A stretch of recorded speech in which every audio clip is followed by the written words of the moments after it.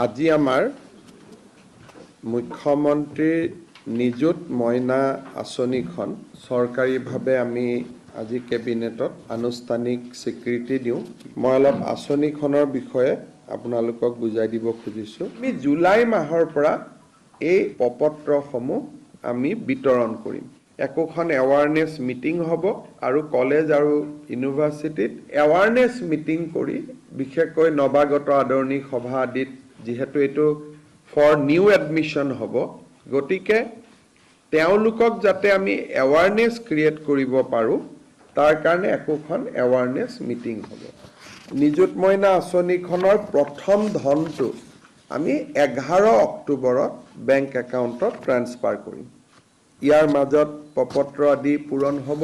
এইবাৰ সকল ছোৱালীয়ে প্ৰপত্ৰ পূৰণ কৰি নিযুত মইনা আঁচনি পাব। দ্বিতীয় বৰ্ষত আৰু তেওঁলোকে প্ৰপত্ৰ পূৰণ কৰিব নালাগে। তেওঁলোকৰ খালি কোনখিনি কোনোবা বিয়া হৈ গ'ল নেকি, কলেজত অহা নাই নেকি, সেইখিনি আমি কলেজৰ প্ৰিন্সিপালৰ পৰাই ৰিপৰ্ট লৈ ল'ম আৰু তাৰ ভিত্তিত আমি কাম কৰিম। তেওঁলোকে এবাৰ ফৰ্ম ফিল আপ কৰাৰ পিছত দ্বিতীয়বাৰ ফৰ্ম ফিল আপ কৰিব নালাগে।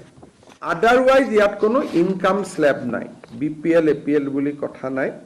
কলেজ বা মহাবিদ্যালয় বা বিশ্ববিদ্যালয়ত যোনেই পঢ়ে তেওঁলোকেই এই আঁচনিখনৰ সুফল পাব। এই আঁচনিখনৰ প্ৰপত্ৰ মই আগতে কোৱাৰ দৰে জুলাইৰ 1 তাৰিখৰ পৰা আমি কলেজবিলাকত বিতৰণ আৰম্ভ কৰিম।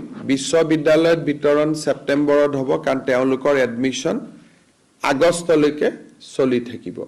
আৰু প্ৰথম ইনষ্টলমেণ্টটো আমি 11 অক্টোবৰত দিম আৰু তাৰ পৰা তেওঁলোকে নিয়মীয়াকৈ পাই থাকিব। জুন আৰু জুলাই মাহত তেওঁলোকে এই আঁচনিটো নাপাব, কাৰণ জুন আৰু জুলাইত মেক্সিমাম এডুকেশ্যনেল ইনষ্টিটিউট বন্ধ থাকে আৰু আমি আঁচনিখন 10 মাহৰ বাবে আমি দিম এটা বছৰত।